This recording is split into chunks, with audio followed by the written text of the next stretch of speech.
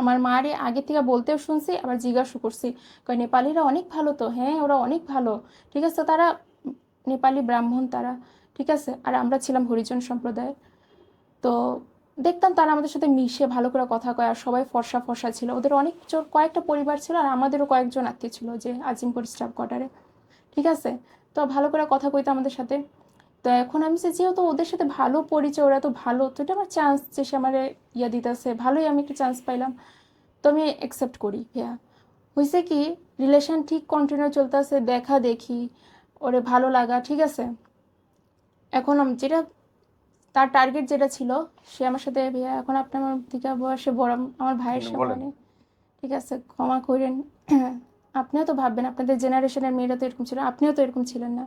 আজকালকার ওই যে কোরিয়ান কন, ইউরোপিয়ান কন, এগুলো সব মিক্সড হয়ে গেছে, ভারতীয় কন, এ কারণে মেয়েদের এইরকম হইতেছে ভাইয়া, ঠিক আছে।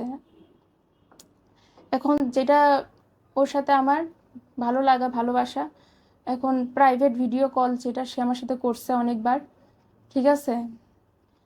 এই সেই কাণ্ড, প্রাইভেট ভিডিও কল আমার সাথে করলো মিনিমাম অনেকবারই করছে সে। দুইবার রুম ডেটে সে আমার সাথে গেছে, ঠিক আছে। যখন প্রথম দিন আমার সাথে রুম ডেটে যায়, ওদিনকেও আমি কালাচাঁদপুর গেলাম, কুরবানির দিন ছিল সেটা, 2023-এ। তো